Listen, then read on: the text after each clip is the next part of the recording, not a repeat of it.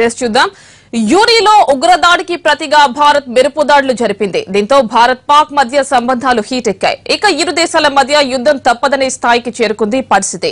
ఈ సమయంలో అసలు సరిహద్దు గ్రామాల పరిస్థితి ఏంటి? పాక్ వల్ల ఆయా గ్రామాలు ఎదుర్కొంటున్న కష్టాలేంటి? జమ్మూ కాశ్మీర్ లో ఎలాంటి పరిస్థితులు నెలకొన్నాయి? వార్ జోన్ నుంచి వాస్తవ పరిస్థితులను మీ ముందుకు తెస్తోంది ఎన్టీవీ.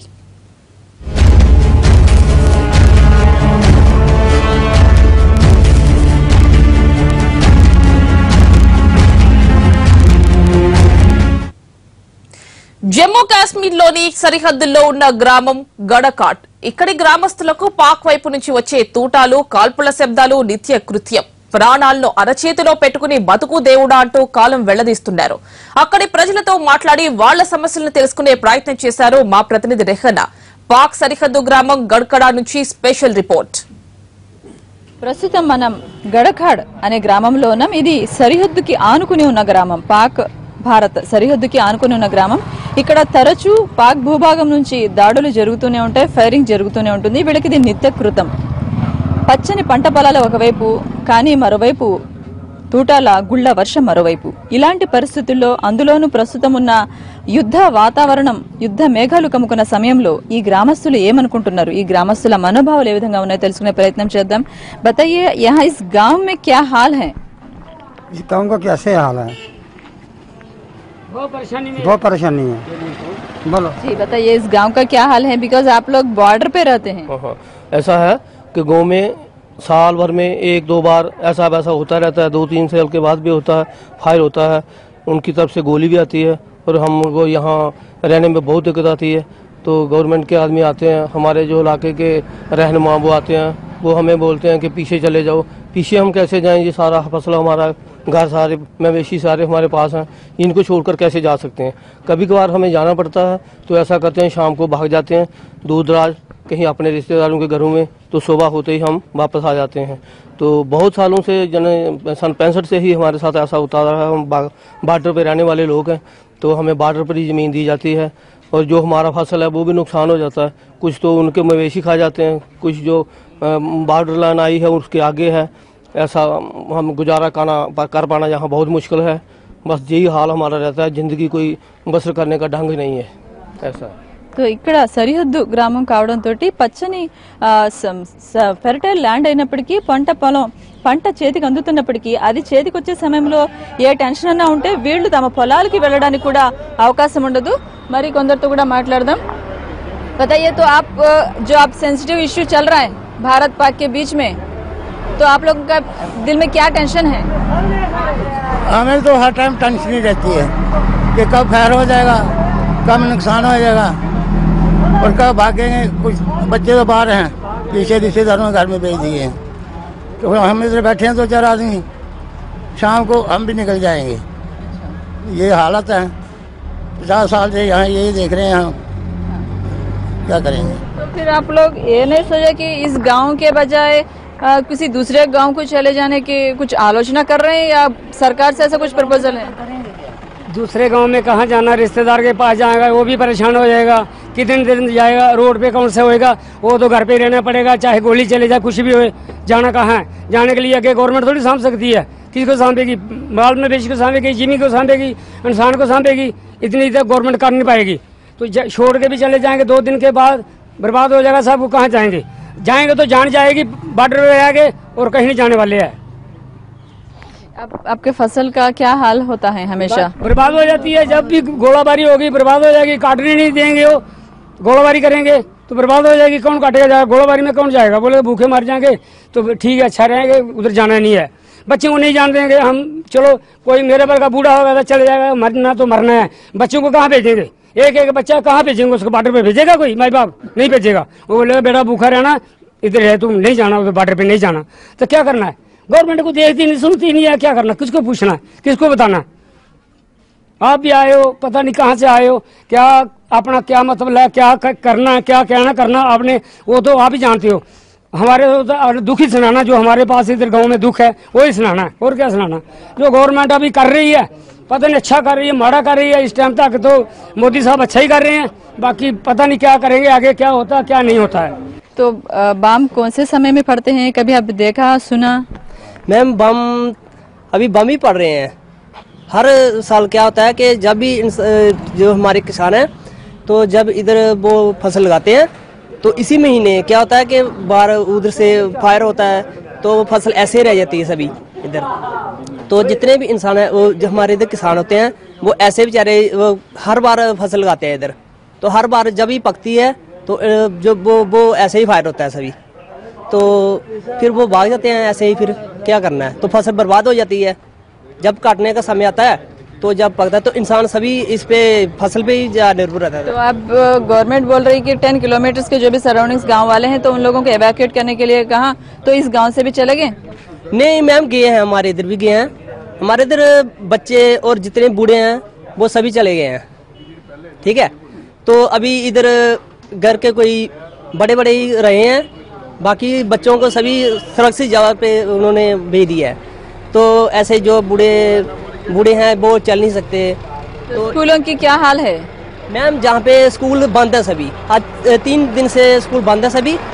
तो स्कूल में जब बच्चे क्या पढ़ेंगे, जब अब अभी फायर होता है तो स्कूल बंद हो जाते हैं। आज 3 दिन से स्कूल बंद ही पा रहा है, तो इसलिए फिर बच्चे क्या पढ़ेंगे इसलिए। तो जब भी फायरिंग होता है तो स्कूल बंद कर देते हैं? हाँ, बंद कर देते हैं वो स्कूल। यहाँ पर हमें बताइए, आप जो टेंशन चल रहा है बॉर्डर पे, तो आपको कैसा लग रहा है, क्या दिक्कत है आपको? दिक्कत तो है, राती नसने पौंदा रोए, सवेरे फिर आई जन्ने ते इन्नी परेशानी थोड़ी असें दी बड़ी परेशानी आई। और किन्नी होनी एह्दे कोला बद्ध असें रोज डरो डर इद्धर फैर होना इद्धर फैर होना है ते रोज असें नठांदे फौजी ते रोज नस्सना पौंदा असें। और केह् करना, एह्दे कोला केह् परेशानी होनी है? ना घर डंगर बच्छू दिक्खना होंदा, ना कोई जिमींदारी दिक्खना होंदी, किश भी नहीं। तो आपको क्या तकलीफ है? जो फायरिंग सुनते हैं आप, कभी सुनाई दिया है इधर? हाँ सुनने होने, साढ़े उपरे जंदियां गोलियां रोज। तो शाम होते वक्त आपको घर से बाहर निकलने में भी डर होगा शायद? अंदर गै होने, अंदर गै रौहना, अंदर गै खानी तो अंदर गै पौना। बाहर निकल नहीं होंदा, जे बाहर जाचे तो गोली लगी होंदी झटपट। ఈసారి అందరూ ఇది ఇక్కడ ఉన్న గ్రామస్తులు చెప్తా ఉన్నారు. అంటే ప్రధానంగా పగలు సమయం ఏ విధంగా ఉన్నా సాయంత్రం అయ్యేటప్పటికి ఇంటి నుంచి బయటికి రావడానికి కూడా భయపడాల్సిన పరిస్థితులు. ఎందుకంటే సాయంత్రం రాత్రుళ్ళు ఎక్కువగా అటువైపు నుంచి తూటాలు గానీ బాంబులు షెల్స్ పడతా ఉంటాయి. కాబట్టి బయట గ్రౌండ్ లోకి వెళ్ళినప్పుడు లేదంటే బయట ఏ పని మీదో పొలాల్లో ఉన్న ఎక్కడ బాంబులు వచ్చి తమ ప్రాణాలు తీస్తాయనే టెన్షన్స్ తోటి గడుపుతా ఉంటారు. దీంతో పాటు ఇంట్లో ఉన్న వాళ్ళు కూడా ఒకవైపు బాంబ్స్ కనుక పడుతున్నట్టయితే ఆ తుంపర్లు వచ్చి పడితే కరెంట్ ఉన్నప్పుడు మరింత ఎఫెక్ట్ అయ్యే అవకాశం ఉందని కరెంటు కూడా తీసేసి చీకట్లోనే కూర్చోవాల్సి వస్తుందంటా ఉన్నారు. ఇక పాఠశాలలు కూడా మూసివేసి ఉన్నారు. పిల్లల చదువులు కూడా చట్టబండలు అవుతా ఉన్నాయి ఈ పరిస్థితుల నేపథ్యంలో అంటున్నారు. ఇంకా ఈ ఊరు నుంచి మాత్రం వదిలి వెళ్లే ప్రసక్తే లేదు. అవసరమైతే ప్రాణాలు పోయినా పర్వాలేదు బోర్డర్ దగ్గర, అవసరమైతే ప్రాణాలు పోయినా పర్వాలేదు బోర్డర్ దగ్గర అంటున్నారు. ఈ ఊరు వదిలే వేరే చోట వెళ్లి ఏ విధంగానూ బతకలేమంటున్నారు. అబ్బాయి क्या कहना चाहते हैं? बहुत थोड़ा शुक्रिया, हमारा लोकल मीडिया तो आता नहीं है इधर, कभी देखा नहीं है। पर करना क्या इधर, एक तो दरिया ते इधर बार्डर, बरसाती दरिया भी टुकी पाँदा, बरसाती भी लैब लाने दे गोलियां शुरू पाते। इस वेले बढ़ना फसल टाइम तो भी गोलियां शुरू साढ़े लिए। नठी जाना केड़ी जगह है? 10 किलोमीटर सारा जम्मू पौंदा है, तो जम्मू जाके उठते इतने सारा कख बनाना केह् करिए? इत्थे गौरमेंट ने क्या करना, सारी पब्लिक दी गौरमेंट ने मुंह च पाना नहीं। पर इन्हें कोई सुधार थोड़ा रहा, इतों दबान सानू छिंडा करी जेड़ा साढ़े तक फौज का फैर उनका फैर नहीं पुजदा, साढ़े तक करता कोई नहीं है। नठो बाहर हर जदों बैठे तू नठो इन्हें थोड़ा पिछे हटान। ये नहीं अं दबारी उड़ा करा तो पिछू चुप हो गए, वो नहीं चाहते है। मुकाबला करके बराबर कोई चीज फौज की जरूरत अस दिने करना, रोटी खानी है, चाह पानी पीना, हथियार ढोने ने अस ढोने तैयार हाँ बराबर करने साथ देने। साढ़े जंग मुड़े ने पिछले हटने तैयार है इंडिया तो जाने दी आखो भाई पिछे हटी हथियार सिविल लोगों ही भड़काओ, अस करने अगड़े जंग जड़ा है अस इसकी चाहने। बहुत थोड़ा शुक्रिया। ఇది అంటా ఉన్నారు. లోకల్ ఛానల్స్ కూడా ఇంతవరకు మా గ్రామానికి రాలేదు, మొదటిసారి ఎన్టీవీ ఇక్కడికి వచ్చింది, ఈ గ్రామంలో మా సమస్యలను తెలుసుకునే ప్రయత్నం చేస్తుండే గ్రామస్తులు అంటా ఉన్నారు. ఇక ఈ పరిస్థితులని ఈ గ్రామస్తులు ఈ విధంగా వ్యక్తం చేస్తున్నారు. మరో గ్రామానికి కూడా వెళ్దాం, అక్కడ ఎలాంటి ఆవేదన ఆక్రందన వ్యక్తం చేస్తున్నారో చూద్దాం. పాక్ నుంచి వచ్చే తూటాలతో సరిహద్దు గ్రామమైన గడ్కాడ్ ప్రజలు తీవ్రంగా ఇబ్బందులు పడుతున్నారు. కొందరు చనిపోతుంటే మరికొందరు వికలాంగులుగా మారుతున్నారు. ఇక్కడ ఎవరిని కదిలించినా దీనగాథలే.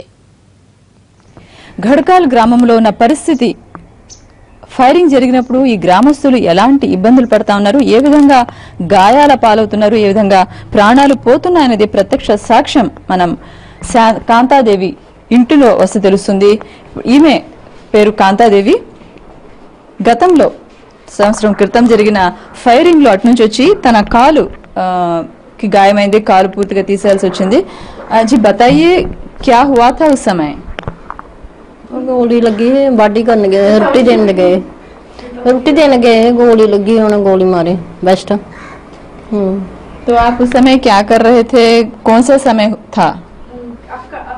10वां महीना 5 तरीक, 10वां महीना 5 तरीक 2001 ਵਿੱਚ ਕੁਛ ਨਹੀਂ ਦਿੱਤਾ ਗਵਰਨਮੈਂਟ ਨੇ, ਕੱਖ ਨਹੀਂ ਦਿੱਤਾ। ਆਹੋ ਲੈ ਬੈਸਟ ਮਾਰੀ ਉੜਿਆ ਨਾ ਉਸ ਟਾਈਮ ਦਾ। ਖਾਣਾ ਖਾਣ ਵੀ ਦੇ ਦਿਆ, ਖਾਣਾ या नहीं खाता, कुछ नहीं देता है। 5000 है बस, जो लिया साल से बोला 5000 था बस, कुछ नहीं देता। वो भी चली गया बेचारा, टैक। तो सरकार से आपको कुछ मिला पैसे? कुछ नहीं मिला, कख नहीं दिता। 5000 जो सिर्फ जो मिल गई उस टाइम था 5000 बस। अच्छा, तो फिर आपके घर का गुजारा कैसे चल रहा है? ऐसे गुजारा चंगा माड़ा करना, गुजारा करना। जमीन है थोड़ी बहुती, दाने घर हो जाते, बाने राने दिती लोकें, तो दाने हो जाते घर, तो टाइम पास इयां करना चंगा माड़ा। तो फिर आप भी उसी हाल है या बॉर्डर पे, तो आपको कैसा लग रहा है, डर नहीं लग रहा है आपको? डर तो बथेरा लगता, कुत्थे जाना ना, डर तो बथेरा लगता। तो फिर आप गांव छोड़ के जाने का कुछ आलोचना कर रहे हैं? हाँ जाना, गाँव छोड़िए जाना, थे मरना थोड़े। अगे मरे ने अगे, तो फिर भलिया मरी गए इतने रोगे। हाँ 3 लड़की हैं, 1 लड़का।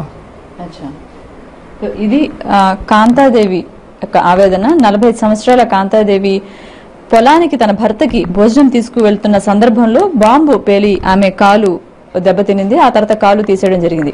ప్రభుత్వం నుంచి కేవలం నామమాత్రంగా 5000 మాత్రమే నష్టపరిహారం వచ్చింది. ఆ తర్వాత భర్త చనిపోయారు. పిల్లలు 3 పిల్లలు, 1 కొడుకుతోటి ఆమె ఇల్లు గడవడం అతి కష్టంగా సాగుతుంది. ఇప్పుడు ఊరు వదిలి వెళ్లిపోవాలంటే ఈ కుంటి కాలుతోటి నేను ఏ విధంగా వెళ్ళగలుగుతాను అని చెప్తున్నారు. భయం అయితే ఉంది మాకు, కానీ ఈ ఊరు వదిలి వెళ్లే పరిస్థితి లేదని ఆమె చెప్తున్నారు.